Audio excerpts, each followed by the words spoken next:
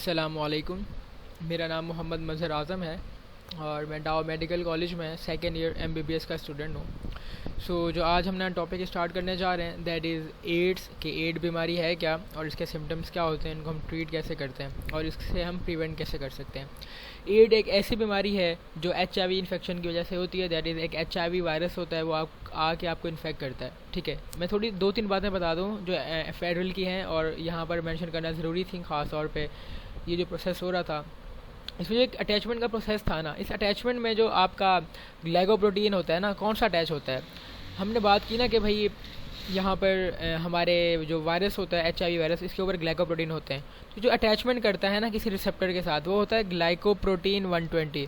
जो docking protein है glycoprotein 120, it is the one जो जाता है और यहाँ पे मौजूद रिसेप्टर के साथ अटैच होता है। ये जो रिसेप्टर के साथ अटैच होता है, ठीक है, वो कौन सा रिसेप्टर होता है, वो होता है CD4 रिसेप्टर। ठीक है, सबसे पहले CD4 रिसेप्टर के साथ अटैच होता है। जब इसके साथ एक पार्ट इसका अटैच हो जाता है तो दूसरा पार्ट जो इसका अटैच होता है वो होता है आपका कीमोकाइन रिसेप्टर के साथ।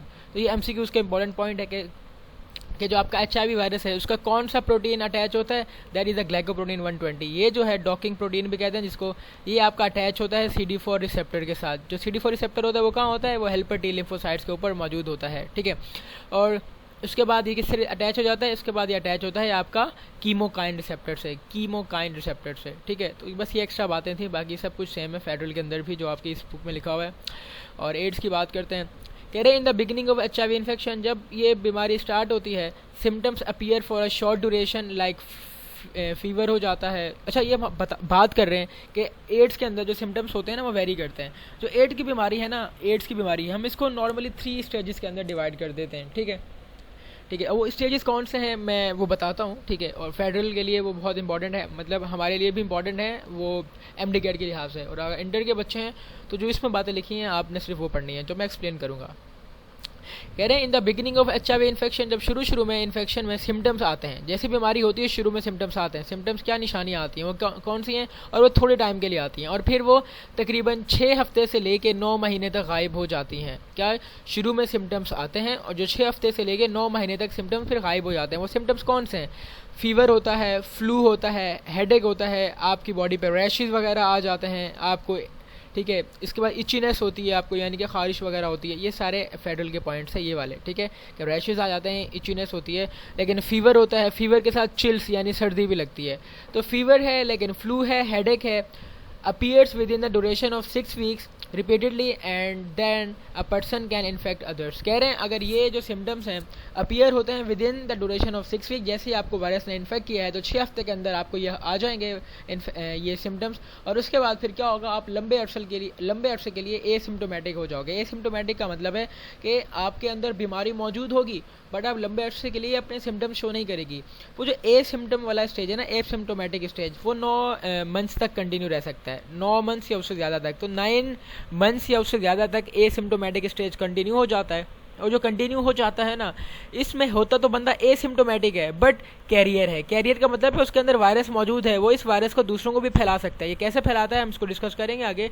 बट ये जो 9 मंथ तक जो होता है ये बंदा चला जाता है asymptomatic stage but carrier stage. Carrier यानी कि उसके अंदर वायरस मौजूद है बट अपने इफेक्ट शो नहीं कर रहा। ठीक है, तो ये हो जाता है। अच्छा, ये जो कैरियर स्टेज है ना और एसिम्टोमेटिक स्टेज है, इसके अंदर अगर बंदा अपना कोई ब्लड टेस्ट कराएगा ना, HIV का ब्लड टेस्ट होता है, उस HIV ब्लड टेस्ट जो है वो पॉजिटिव आएगा। पॉजिटिव का मतलब है कि HIV ब्लड टेस्ट ये शो करेगा कि आपकी बॉडी में HIV वायरस मौजूद है। सो यानी कि आप इस ड्यूरेशन में आपका HIV ब्लड टेस्ट पॉजिटिव आ जाता है। ठीक है, कौन सी स्टेज में, एसिम्टोमेटिक कैरियर स्टेज में, शुरू वाले में ही। ठीक है, अगला जो स्टेज होता है हमारा, ठीक है, हम उसको कहते हैं एड रिलेटेड कॉम्प्लेक्स। ये फेडरल का पॉइंट है, ARC मतलब एड्स रिलेटेड कॉम्प्लेक्स। जो एड्स रिलेटेड कॉम्प्लेक्स होता है, इसमें क्या होता है कि इसमें आपको डायरिया वगैरह हो जाता है। ठीक है, सर्दियाँ लगती हैं, सर्दी लगती है आपको, फिर उसके साथ साथ सबसे इंपॉर्टेंट पॉइंट जो है ना, वो आपके जो नेक पे मौजूद लिम्फ ग्लैंड होते हैं ना, वो स्वेल हो जाते हैं। तो नेक्स्ट स्टेज, द वायरस में last for an average of 10 years without any symptom, यानी कि फिर वो 10 साल तक कोई सिम्टम के बगैर चला जाता है। बट पर्सन में है lymph gland which are swollen in the neck region. ठीक है, लिम्फ ग्लैंड जो होते हैं उसके वो स्वेल हो जाते हैं इन द नेक रीजन। ये MCQ का पॉइंट है। एड रिलेटेड कॉम्प्लेक्स में आपके ये जो लिम्फ फ्लूइड हैं वो स्वेल हो जाते हैं, और आर्म पिट वगैरह के रीजन में या एक्सिला के रीजन में या नेक के रीजन में, नेक के region is the most important here.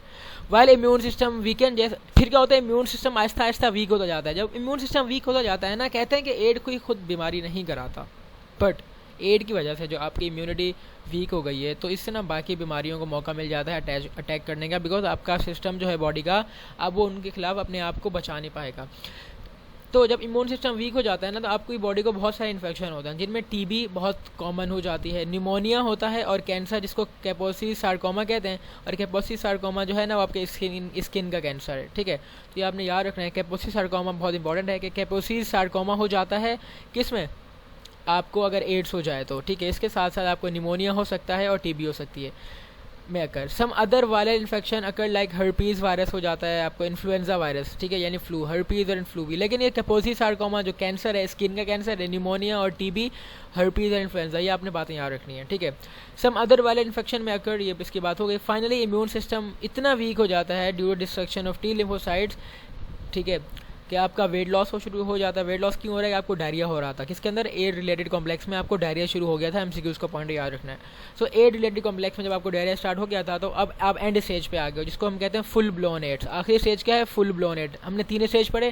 पहला था एसिम्प्टोमेटिक कैरियर स्टेज, जिसमें सिम्टम्स तो नहीं नज़र आ रहे, बट बंदे के अंदर वो मौजूद है। शुरू में सिम्टम नज़र आ जाते हैं, फिर लंबे अरसे तक वो गैप पे जो चला जाता है ना, 9 महीने तक वाला गैप, उसको हम कह रहे हैं कि एसिम्प्टोमेटिक है बट कैरियर स्टेज, यानी उसके अंदर वो मौजूद है, और अगर टेस्ट कराएगा तो पॉजिटिव आ जाएगा। सेकेंड स्टेज है एड रिलेटेड कॉम्प्लेक्स, जिसमें आपके लिम्फ ग्लैंड जो होते हैं ना नेक में, वो स्वेल हो जाते हैं, और उसके साथ साथ आपको डायरिया बहुत ज़्यादा हो जाता है, ठीक है। और फिर जो थर्ड स्टेज है that is the full blown AIDS, जिसके अंदर आपका इम्यून सिस्टम बहुत वीक हो जाता है, आपका वेट लॉस हो जाता है, नाइट स्वेट्स आते हैं, डायरिया है, सेप्टिसीमिया यानी कि बहुत सारे इन्फेक्शंस हो जाते हैं, भूल जाते हो, डिमेंशिया की बीमारी है, dementia like infection, and they can cause the death of a person, इससे बंदे की डेथ भी हो जाती है, ठीक है। कह रहे हैं at first a test for HIV is needed. अगर आपको ट्रीट करना चाहते हैं तो HIV का टेस्ट कराओगे to detect the presence of a virus, और या ब्लड सैंपल या सलाइवा के सैंपल के जरिए कर सकते हो, ब्लड और सलाइवा दोनों के जरिए कर सकते हो। Other way to check the virus are antibody test and nucleic acid test. Antibody test करा लो या न्यूक्लिक एसिड टेस्ट करा लो, नेट्स, उसके जरिए भी आप चेक करते हो, ठीक है। एंटीबॉडी या न्यूक्लिक एसिड टेस्ट या ब्लड टेस्ट। डिफरेंट मेडिसिन आप यूज़ करते हो, लेकिन कॉम्बिनेशन में, यानी कि 10 तरह की तकरीबन मेडिसिन यूज़ की जाती हैं इसमें, ठीक है। ये फेडरल में लिखा हुआ है। To treat HIV this method is called anti retroviral therapy. तो आप एड्स के लिए क्या यूज़ करते हो, एंटी रिट्रोवायरल थेरेपी यूज़ करते हो। जो ड्रग्स होती हैं इसमें, वो कौन सी होती हैं, the drugs which are use in AIDS therapy they belong to the group of different enzyme. ये ड्रग्स जो होती हैं ये डिफरेंट एंजाइम के इनहिबिटर्स होते हैं, यानी कि जो वो एंजाइम जिसका रिवर्स ट्रांसक्रिप्टेज एंजाइम है, जो ज़रूरी है इस वायरस के RNA को DNA में चेंज करने के लिए, इंटीग्रेज ज़रूरी है, प्रोटीएज ज़रूरी है। तो हम क्या करते हैं, ऐसे ड्रग्स यूज़ करते हैं जो इन एंजाइम्स को इनहिबिट करते हैं, ताकि ये एंजाइम जब इनहिबिट हो जाएंगी तो ये अपना काम नहीं करेंगी और वायरस जो है रेप्लिकेट नहीं कर पाएगा, ठीक है। विच इनहिबिट द एंजाइम की एक्टिविटी। ड्रग्स लाइक रुकोबिया, ठीक है, ये आपने याद रखना है, रुकोबिया हो गया, डिस्कोवी हो गया, और ट्रूवेडा, ठीक है, they are found remarkable against HIV। ये आपने याद रखना है। ये फेडरल में नहीं लिखा हुआ बट आपकी बुक में लिखा हुआ है, तो आई वुड से आप +1 फॉर हमारी सिंध की किताब, ठीक है। सो ड्रग्स जो हैं, एक उसमें रिकोबिया आ जाता है, डिस्कोवी आ जाता है, और Truvada, they are remarkable against HIV। ये ट्रांसमिशन कैसे होता है, इसको हम कंट्रोल कैसे कर सकते हैं। तो HIV स्प्रेड होता है ना, ये ब्लड ट्रांसफ्यूजन के जरिए, यानी अगर एक बंदे को है और उसका आप ब्लड किसी और बंदे को दे रहे हो, तो उसके ज़रिए आपका हो जाएगा, या फिर आपको कुछ ज़ख़म है उसके ज़रिए हो जाता है, या एक मदर के पेट में बच्चा है तो उसके प्लेसेंटा के थ्रू चाइल्ड को हो जाएगा, अगर या फिर मदर जो है फीड कर रही है अपने बच्चे को तो फीडिंग के थ्रू भी हो जाएगा, ठीक है। It can also be transmitted bye sexual contact in which urogenital tract and it's fluid facilitate the viral transmission. ये सेक्शुअल कॉन्टैक्ट के जरिए भी हो सकता है, जिसमें यूरिनरी ट्रैक और जेनाइटल ट्रैक, यानी कि वो ट्रैक जिसके जरिए सीमेंट्स वगैरह ट्रांसफ़र होते हैं, वो भी इसमें अपना रोल प्ले करता है।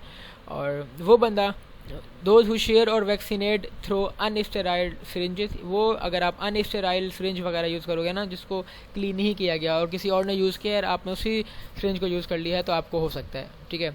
और वो लोग जो ड्रग्स यूज़र होते हैं और वो इंट्रामस्कुलरी ड्रग इंजेक्ट करते हैं, ठीक है, इंट्राडर्मल या इंट्रावेस्कुलरली ड्रग यूज़र जो होते हैं, IDU वगैरह जो होते हैं, ठीक है, वो उनको भी ये हो सकता है, ठीक है। So the spread of HIV, one should take precautionary measure before having sexual interaction, ठीक है। sexual interaction से पहले बंदा precautionary measure करे।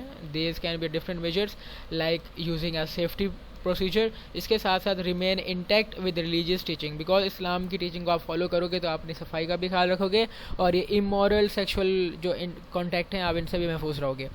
Gate vaccinated to prevent opportunistic infection. अच्छा, एड्स की कोई वैक्सीन नहीं है, लेकिन जो फ्लू वगैरह आपको हो रहा है और जो डिफरेंट डिजीज टीबी वगैरह हो सकती है, इनके अगेंस्ट तो वैक्सीन्स मौजूद है ना, तो आप वो वाली वैक्सीन्स लगवा लो ताकि मैंने आपको कहा ना कि HIV की वजह से आप मरते नहीं हो। HIV की वजह से आपका सिर्फ जो T लिम्फोसाइट्स हैं वो ख़त्म हो जाते हैं, उनकी इम्यूनिटी वाला रोल ख़त्म हो जाता है। तो उसकी वजह से क्या होता है, आपको डिफरेंट इन्फेक्शंस हो जाते हैं। तो जो डिफरेंट इन्फेक्शंस हैं आप उनसे बचने के लिए वैक्सीन्स लगवा लो, ठीक है, through aid, although there is no vaccine to prevent HIV की हालांकि कोई वैक्सीन नहीं है, आप दूसरों इन्फेक्शन से बचने के लिए वैक्सीन लगवा लो। Sharing needles should be avoided, needles जो हैं एक नीडल एक बंदे पे इस्तेमाल करो, उससे ज़्यादा इस्तेमाल ना करो। और कह रहे हैं there is no cure for this disease, इस डिजीज़ का भी कोई क्योर नहीं है। So guys, this was all about this topic. ये मैंने फेडरल के अंदर भी कुछ बातें थी जो मैंने आपको बता दी, इसके अलावा एक्स्ट्रा फेडरल में कुछ नहीं था, ठीक है।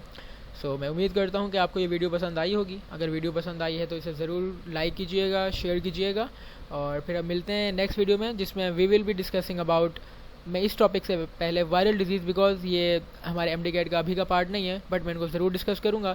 इससे पहले मैं ये डिस्कस करूँगा हमारा topic, that is the viroids and prions, ठीक है। वायरॉइड्स एंड प्रायॉन्स के ऊपर हम टॉपिक करेंगे, बल्कि काम करता हूँ मैं अभी इसको डिस्कस कर लेता हूँ, बहुत छोटा सा टॉपिक है ये, इतना सा है, ठीक है। सो स्टार्ट करते हैं कि वायरॉइड्स एंड प्रायॉन्स की बात करें, कि कह रहे हैं वायरॉइड्स एंड प्रायॉन्स होते क्या हैं। जो प्रायॉन्स होते हैं, चलिए इसको पहले रीड करते हैं कि some entities are more simplified and smaller than virus. ये दोनों चीज़ें होती हैं ना, ये वायरस से बहुत छोटी होती हैं और सिंपल होती हैं। दीज एंटिटीज़ आर कॉल्ड सब वायरल पार्टिकल, हम इनको वायरल नहीं कहते, सब वायरल पार्टिकल कहते हैं। Which are the prions and viroids, these include viroids and prions. अगर हम प्रायॉन्स की बात करें तो प्रायॉन्स की खास बात यह है कि ये सिर्फ प्रोटीन का पार्टिकल है, ठीक है। ये प्रोटीन का इन्फेक्शियस पार्टिकल है, प्रोटीन का इन्फेक्शियस पार्टिकल है, सिर्फ प्रोटीन से मिलकर बना है। इसमें दो प्रोटीन के स्ट्रैंड होते हैं which are connected by a single disulphide bond. तो कह रहे हैं इसको डिस्कवर किसने किया था, स्टैनली बी रूजनर ने किया था, डिस्कवर प्रायॉन्स, और उसकी वजह से इसको नोबेल प्राइज़ भी मिला था। These are infectious and just protein के molecule which are made up of 29 amino acid with single disulphide bond. ये 29 अमाइनो एसिड से मिलके बने हैं प्रोटीन प्रायॉन्स, और इनके अंदर सिर्फ एक सल्फाइड बॉन्ड होता है, एक डाइसल्फाइड बॉन्ड होता है, ठीक है। And they do not have any nucleic acid, यानी इसके अंदर प्रोटीन्स वाली सारी चीज़ें होंगी but nucleic acid DNA RNA वगैरह नहीं होगा। Prions are found in body tissues and in brain, ये बॉडी टिश्यू और ब्रेन के अंदर पाए जाते हैं, और इनसे जो डिसीज़ होती हैं इंसान के अंदर, that is trisomy 21, Alzheimer disease, ठीक है, स्लीपलेसनेस यानी इंसोम्निया, आपको नींद नहीं आती, और mad cow disease in cattle, cattle के अंदर मैड काउ डिजीज़ वगैरह होती है। और ह्यूमन के अंदर एक बीमारी है लाइक इंसेफेलोपैथीज़ भी होती हैं, आई गेस वो अल्जाइमर डिजीज़ ही है, आपके फेडरल के अंदर लिखी हुई है ये वाली बात कि इंसेफेलोपैथीज़ होती हैं, ठीक है। ट्राइसोमी 21 होता है, स्लीपलेसनेस हो जाती है, इंसोम्निया, और मैड काउ डिजीज़ करता है कैटल के अंदर, ठीक है। वायरॉइड्स क्या होते हैं, वायरॉइड्स जो हैं they were discovered by an American plant pathologist Theodor ओर्डेनियर। ये प्लांट पैथोलॉजिस्ट ने डिस्कवर क्यों किया था, रीज़न इज़ दैट ये वायरॉइड्स जो होते हैं ये सिर्फ प्लांट को इन्फेक्ट करते हैं, ये अभी तक इन्होंने किसी एनिमल या ह्यूमन को इन्फेक्ट नहीं किया, इसलिए इसको डिस्कवर भी किसने किया था, जो ऐसा प्लांट का पैथोलॉजिस्ट है जो प्लांट्स की बीमारियों को देख रहा था, तो उसने इसको डिस्कवर कर लिया था। दे आर सिंपल, ये सिंपल होते हैं, और नॉन एनवेलप वाले सिंगल स्ट्रैंडेड RNA मॉलिक्यूल।